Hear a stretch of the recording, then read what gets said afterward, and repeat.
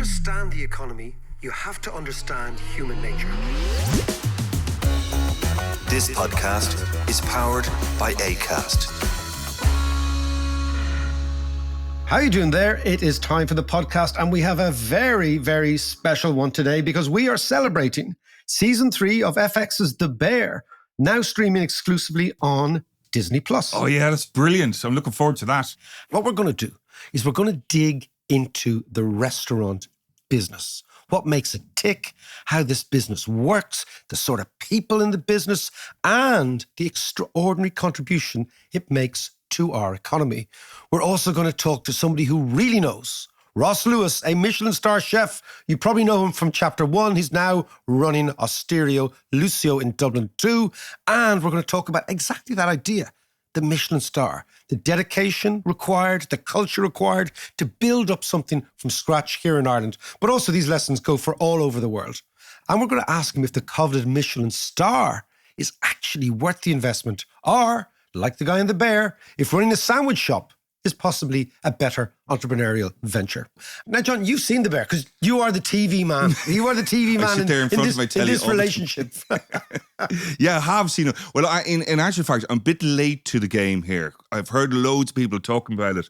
So I went, it's one of those things you have to try out. So I have. I started... So what's it all about? So it's about this fella. He inherits his brother's sandwich shop. But he's a Michelin star He's chef. a Michelin star guy in New York, in some fancy restaurant in New York. And his brother dies, unfortunately. And it leaves him this sandwich shop in Chicago with loads of debt. Loads of debt. And loads of... And a whole... The sort of place you'd really want to be left. And then he has a whole staff there, all strong characters. So he comes in, he's trying to get the place together. The place is a mess. But the characters are brilliant. But what it's about, really, it's about kind of restaurants and kitchens and all that goes on there. And the madness of the kitchen. The madness, it's absolute madness. But what it's really about is it's about people. Yeah. And that's what makes it, and I'm not surprised. But people are talking about it like a Sopranos, like they're saying this is a classic. This is a real classic. Because it's so well acted. And when you're watching it, like, you can imagine it there. Like, these are real relationships. But in the kitchen environment, which is, as you know, because you've worked many kitchens. I've started as a plongeur, which is the worst job of all, in Montreal many years ago. I love the kitchen. I had my stint in the kitchens in the National Theatre on the South Bank, actually. For a whole summer. Where we are going to play. Indeed. But it is these kind of relationships that are strained anyway, but then shove them into the high pressure environment of absolutely a kitchen. Right. Oh my God. It's bonkers. But then the I'm added actually bit... beginning to come out the cold sweat now because I remember this screaming and roaring. Yeah, exactly. But then there's the added element, which they're actually all grieving for the brother. Of course. And they're not dealing with it properly. So it's all these kind of, the human emotions just exploding right, left and centre. And of course... I can't wait to see this. He is a perfectionist. Oh no. And, and everything you that have comes to be in the kitchen. Exactly. Right? Well, I'll tell you what we'll do is let's talk to somebody who really knows the business, because I love the restaurant business. I love the people in it. I love the madness of it. But I love eating in restaurants. Me too. Let's go and talk to Ross Lewis, himself a Michelin star chef, probably best known for Chapter 1 up on Parnell Square. Let's go and talk to Ross and get a sense of what's like in the kitchen. I'm now going to quote from maybe the world's most famous, certainly the most popular, and certainly on television, the most well-known chef, the late Anthony Bourdain.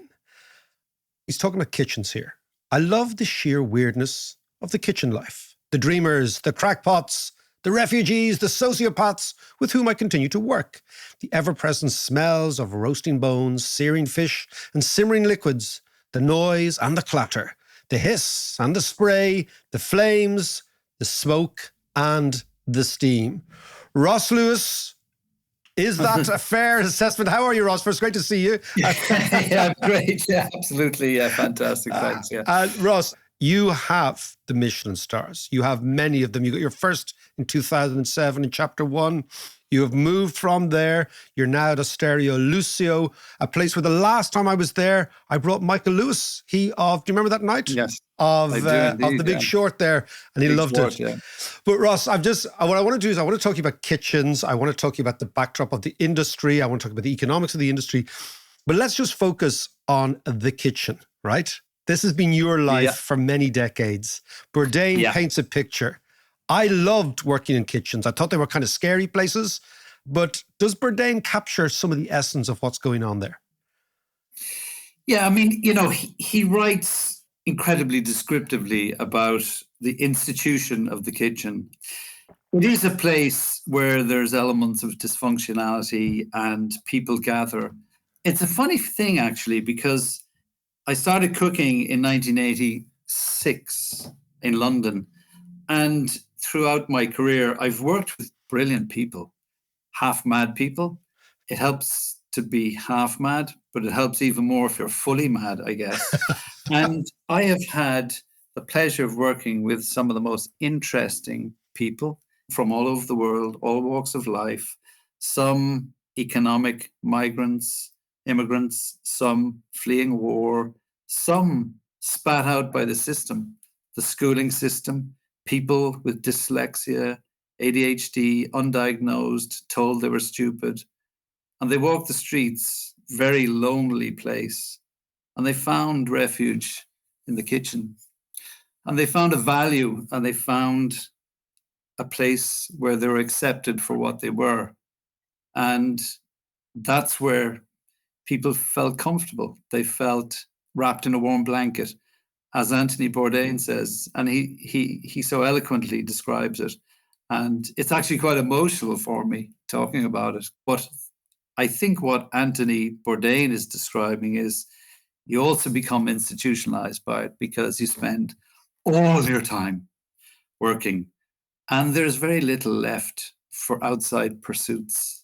So in the end, it does become quite a lonely place. And unless you're kind of smart enough to know you need to keep a life outside of it, it'll eat you up. And that's catering. Yeah, no, I mean, I must admit, I think it is one of the more fascinating industries that most people, I remember years ago, I started my kitchen career as a dishwasher, and I was in Boston, and I was illegal. So you kind of start wherever you can.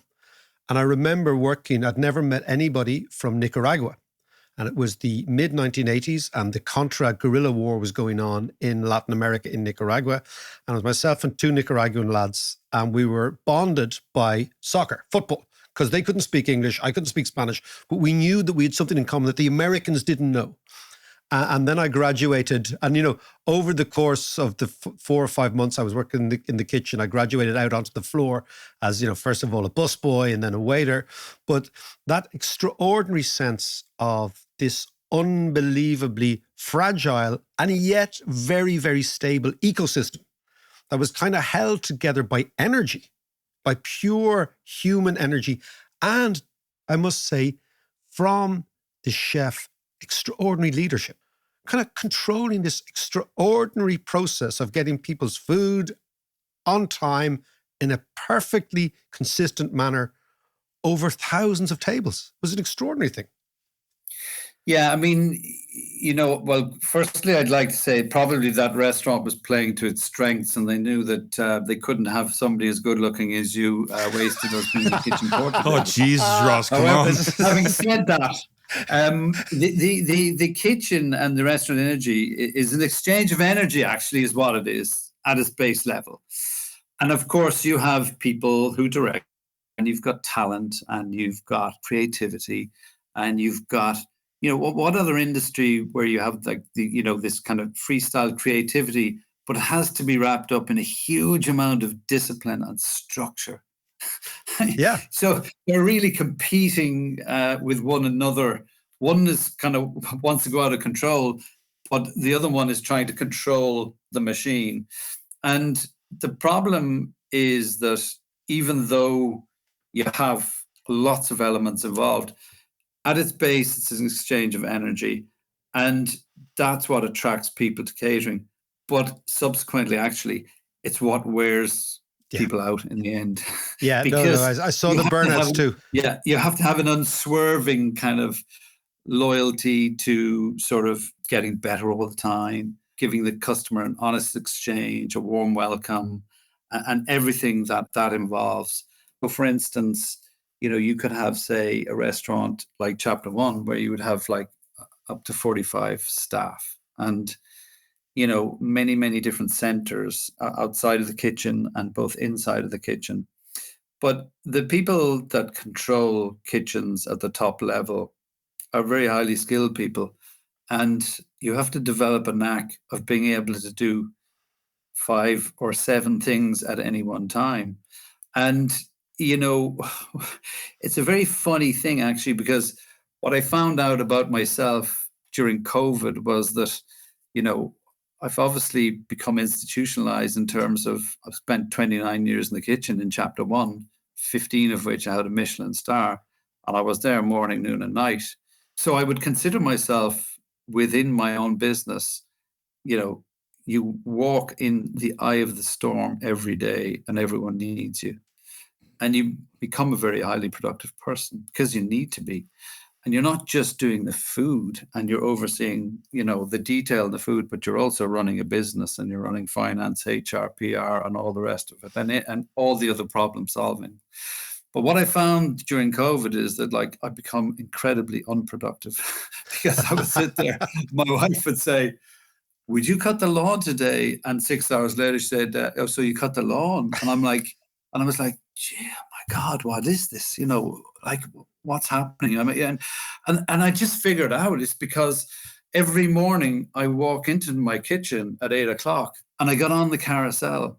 And the carousel went around at 90 miles an hour, and I was able to execute my working daily life brilliantly and coordinating many, many different aspects. But it relies on getting on the carousel. The carousel stops at 11 o'clock at night, and you get off again, and you go home, and you come back, and you repeat. And when I didn't have that structure of that carousel, I couldn't even cut the lawn in 6 hours. So, Ross, I want to talk to you about the Michelin star world. How do you go from a fellow in Cork who's on a J1 in the US who says, "Oh, I quite like this kitchen business, quite like this restaurant game," right? To actually winning the world's top prize, in a sense, in the restaurant game. Just tell me about that journey, like that idea of, like, you're starting, you know nothing, and then 20 years later, you have Michelin star, which you then keep winning. Actually, keep doing it is probably the hard thing, or the harder thing. So explain that, just that idea, like what the Ross Lewis sort of journey. It's a funny thing. I never really knew what I wanted to do when I was growing up, but I had this very strong sense that I wanted to work for myself. And I actually went to UCC and studied dairy science. And after one summer working in Imokilly Co-op in County Cork, outside Middleton, I decided, maybe that's not for Senior Lewis. So let's, anyway, I went off to New York on a J1 visa. And I worked in what became one of the most popular bar restaurants on the Upper East Side, a place called Dorian's Red Hand on 84th and 2nd. And essentially, that's where I came into contact with this beautiful industry, exciting and changing backdrop. And, it's there I decided, actually, I'd like to own a restaurant. So after a year and a half there, I went to London to learn how to cook. And I worked for Peter Engen in Odin's in Devonshire Street. And I did that for a couple of years. And I went to Switzerland at the Beau Rivage Hotel. I came back to London to collect a green card. And when I got here, they basically said, there's going to be a delay. We don't have it. And I was like, when are you going to have it? This is my life. I was like, finally, you leave Cork, 1985, 17% unemployment. You're kind of thinking like, I'm never going back there. So now suddenly I've got a green card. I think I have found the way. New York, here we come. They said it's going to be a delay of a year. So I ended up living with some friends who were doing a postgrad in UCD, actually. And I started working here and I loved it. And I worked in a restaurant called the Old Dublin. And basically they were full lunch and dinner. And I said, if they can do that, I can do that. And I became the head chef there. And the owner then subsequently backed me into Chapter One Restaurant in 1993. So I was 26 and I always wanted the shot. And I suppose if I could say anything about myself, I'm hardworking. And as soon as you get your name over the door somewhere, it's just, that is so electric. It's incredible. Absolutely. It's such a feeling of purpose and worth and value. And now I'm somebody, I suppose, really, that, I was never happy with my own standards. And that's kind of, I think, what separates you. And so it is this kind of persistence almost, like to get to that Michelin star level. Absolute dogged persistence, mind-blowing persistence, in fairness. And it's a challenge. And the challenge of getting a standard like a Michelin star is one thing, but keeping it is far more tiresome. Exactly, I'm sure. Oh my God, now I've got this, like having a baby. Now I've got this baby. What do I do with it? Got to bring it up. And it's a funny thing. And then, of course, everything happens that's positive when you get a Michelin star. And the press give you lots more attention, and international people who travel will look you up and come and visit. And in general, it's an incredibly positive thing. But the underlying aspect is that keeping it is hard, and then you become defined by it. So you have restaurants in the world where, the ultimate is 3 Michelin stars. If you go from 3 Michelin stars to 2, it's over. If you go from 2 to 1, it's over. And if you go from 1 to 0, it could be pretty much over as well. And people would say to me, well, Chapter One, well, you'd still survive. And I'd say, yeah, possibly, but the business would be diminished, and they'd be sitting in the kitchen table, and I'd point at all the 14 chefs in there, and I'd say, do you know what the big problem would be? See all those guys? These guys and girls, they're here because we have a star. Yeah. And if it's not there, they'll be gone. Yeah, no, but it is so important to kind of tease it out, because as you say, it is the world recognition. You therefore are in the A-listers. You're in the top league, but you've got to stay there. And staying there doesn't just involve attention to detail. As you said, it's all the people around you, the atmosphere, the ambition, the sense that you're working in a place that has a star, and that's it's kind of bragging rights as well for lots of people, and it's also CV rights. So the chef can go, well, I've just come from a Michelin star place, so here's my salary, here's my bonus, here's what I'm worth. And then, as you say, you lose. It's like everything. It's kind of mystique. Mystique keeps the world going, and you lose the mystique. And it's not that the emperor has no clothes, because he's still wearing the same clothes. They're not just quite as shiny. Yeah. You know what I mean? Yeah. And, it's what price can you charge? And it has a huge knock-on economic effect, And the one thing I would say about Michelin is that in my time in the industry, which is 31 years, a lot of guides have come and gone, but they're there, and they visit every year. They're constant. And they do inspect every year. And, they're mysterious, and we don't always know. Is there a tell? Is there a sense that there's somebody in the room, and I suspect those 2 people on table 11 could well be from Michelin? Is that what goes around? Is there a frisson, or is it too late by that stage? Yeah, well, it's too late by that stage. Yeah, because the sauce is made. That's it. But Ross, let's go bigger. Let's talk about the economics of the industry in Ireland. I just remember in the late 1980s, a friend of mine visited me from Spain, and this is 1988, 89, and there was a whole bunch of us, and she said, well, let's go out for dinner. And I kind of looked at her, and I had never been out for dinner. What? I'd never been out to a restaurant. There were 2 restaurants in Dame Street. One was Nico's, which was an Italian kind of place. And one was, I think, Frère Jacques, which was a really high-end French restaurant. And that was it.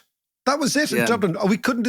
I was looking out from Trinity main gates up Dame Street, and I had to say to her, there kind of are no really restaurants. We don't do that sort of stuff. And I was really serious. There were feck all restaurants. And no, apart from the carvery in the local apart from the carvery in, in juries, right? Which you went in your communion, your confirmation, and all the other things, right?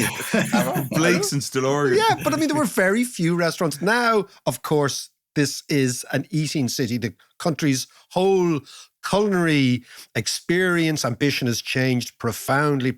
Give us a sense, Ross, of the industry itself right now in Ireland.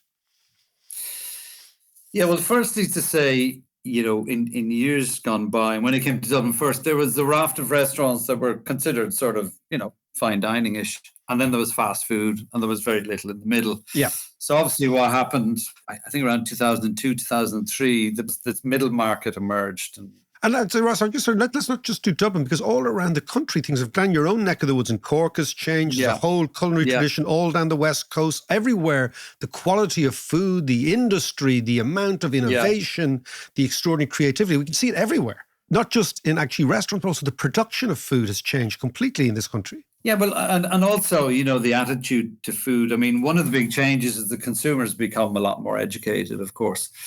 And there's two reasons for this. One is Ryanair. People heading off every weekend from Budapest to Barcelona. And then, there's the food media and there's social media around food. And, when I went into cooking first, it wasn't the place it is now, but social media has changed that dramatically, and the consumer has changed. So broadly, they will eat a lot more than they used to. When I started cooking first, it was a protein, a potato, some veg and sauce, and that was it. And so lots has changed. The market is segregated now into sort of, you've got fast food, and then you've got a middle market, and there's kind of a lower middle market, and that is what you would kind of deem fast casual. And that's everything from upmarket coffee shops to restaurants that are following a formula or a trend. They could be small plate Asian. They could be, we do great udon noodles, and we've been to Japan and we've done our homework. And they don't necessarily need sort of highly skilled people in the kitchen because it's a formula, a certain amount of dishes. That's kind of like the 15 to 40 euro bracket. And then on top of that is what's emerged as sort of an upper middle market. And, in my opinion, that would be anything from 40 to 140 euros. And that is where you kind of have more serious professional staff who are in it for life. They're not passing through, wine lists, and serious spends on interiors and so on and so forth. And that is where that end of the middle market is where the kind of bloodbath would be in terms of times of recession. That's tough. And that really is where the squeeze is on. What's happening there with the inflationary cost backdrop is that their net margins would have been traditionally 5 to 10%. They're down to like 1 to 5%. And that's why you're hearing a lot of noise out of the industry. People are kind of, need help or sort of. I mean, drowning. Ross, just so I could stop you there before we go on to the upper end of the market. I mean, 1 to 5% net margins. I mean, that is so fine. My God, that's a couple of bad weeks trading, and you're up against it. Yeah. And I mean, I remember in the early days of establishing myself in chapter 1, you have this graph that it's because peaks and troughs in your turnover. And, after 3 bad weeks, I remember thinking, 2 more bad weeks, we're gone. I'm sure. So, we didn't have the pressures that we have today. In all my time in it, I mean, the pressures of operating have never been greater. And of course, unfortunately, it's kind of the perfect storm, and it all came. COVID knocked us over and we wobbled down the road. And then, we've just had this backdrop of costs, inflationary costs that have just, wage costs have gone up 10%. There's inflation in food. There's greedflation. Yeah. The unfortunate thing about the restaurant industry, it just takes in huge cost of labor. Actually, the lifeblood of the restaurant industry is actually a transient, flexible workforce. Interesting. And it consumes lots of it. And it can dial up and dial down very quickly, actually, because it doesn't have some of those rigid costs because the workforce are so transient. But it makes it a tough place to operate. And it's a huge immigrant workforce now in Ireland, isn't it?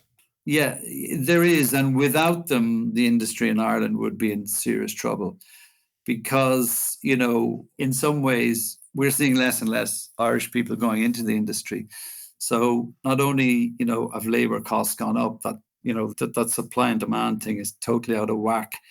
And then, people who come here need to pay very high rents and they need to earn a certain amount of money. So if you were saying to front of house staff, can only give you 30 hours this week, they're going, I'm not interested in that. Yeah. Because I've got to pay 300 euros a week rent. At least, at the very least. Between a rock and a hard place, So you've got the middle market, you've got the lower end, you've got the slightly higher level, where, as you say, the margins are wafer thin. I mean, and again, a couple of bad weeks trading, and suddenly this business is looking unviable. And then at the very top end again? So the very top end is kind of the rarefied air. So what's happening there is that there are fewer top end and will be fewer top end. And why is there fewer top end is because what they do is so precise and it's so premium that the infrastructure costs are incredible. And the workforce needs to be really highly skilled. And you have to be probably either 2 or 3 Michelin star to be in this level. And it's not that you are competing with many other restaurants in your city or country. You're competing internationally. You have to be as good as the top guys in London and the top people in Paris and the top people in Barcelona. Because, what Michelin is an international standard of comparison, really, and you don't have it in many other industries. So I'm glad we don't have that. Glad we don't have that in economics. Yeah. So theoretically, a 2-star in Dublin should be as good as a 2-star in London and a 3-star, and so on and so forth. So, and look, it doesn't always work that way. But these businesses are going to be increasingly more expensive to run, and therefore it's increasingly costly to dine there. And they have 2 types of customer. One is the person who says they want to experience this premium offering at the very highest level in the restaurant industry. And the other is obviously the very wealthy. Yeah. And for them, cost isn't an issue. So they will appeal to a narrower band of the consumer, but that consumer is either aspirational or extremely wealthy. And they are probably more insulated than the middle market because they are the LVMH. Yeah, the Hermes scarf and exactly. And also there's also a lot of corporate expense accounts going on those things because I was reading there was a great character that I talk about a bit. John is always annoyed when I go back to my Napoleonic history, but there's a fellow called Talleyrand who was Napoleon's foreign minister who actually learned very, very early the extraordinary influence of fine dining on deal making. This is pre-revolutionary France, right? So, and he actually quipped to Napoleon. Napoleon said, "What's our problem?" And he said, "I'm in far greater need of a couple of very good chefs than any diplomat or general." Right? And he was actually, and that was his idea. He says, "We can avoid war or we can win war at the kitchen table." He says, "Forget your generals and your diplomats." So that's a Talleyrand. But can I just ask you before we go, right? There is this program on Disney Plus called The Bear. I don't know if you've seen it, but it's about a Michelin star chef who inherits by virtue of a family tragedy his brother's sandwich bar in Chicago. And he goes from a Michelin star to a sandwich bar. And that's the premise, okay? And then everything else. Explain to me what that would be like. You would have gone from, I know you've gone from, chapter 1 to Osteria Lucio, but you've a Michelin star and your partner there. I mean, it's a high-end product. Imagine you going from a Michelin star in Parnell Square to a sandwich bar. What would that be like? Yeah, well, at my stage, I mightn't chance that one, David. However, I have seen some episodes of The Bear, and the funny thing is, when I meet people and somebody might introduce me, say, "Oh, this is Ross. He's the chef." He might know he's chaplain. First thing they say to me is, "Have you seen The Bear? Have you seen The Bear?" And I'm like, "Yeah, I have actually. Yeah. What do you think? What do you think?" It's like, "Oh, yeah." I mean, look, Jeremy Allen White is a great actor, and there's a lot of films have tried to portray, give the Bourdain version of what happens in the kitchen, tried to capture that freneticism and energy and chaos and, blood, sweat and tears. And I think really, The Bear seems to have been able to capture that, and people's imagination are very piqued by what goes on behind the swing doors. They love that. They love to know what's going on in there, what's going on. And, I know the main character, has gone from 1 star to a coffee shop, and but with the same obsessive perfection. And what it is really about is him influencing and trying to drag with him the staff that are around him to work to his standard. And that is the big challenge, because not everyone sees the world the way you do. And not everyone has their name over the door. And when young David or young Sarah comes to work, she wants to come to work. She wants to be taught. She wants to be challenged. She wants to be paid. She wants to be respected, or they want to be respected.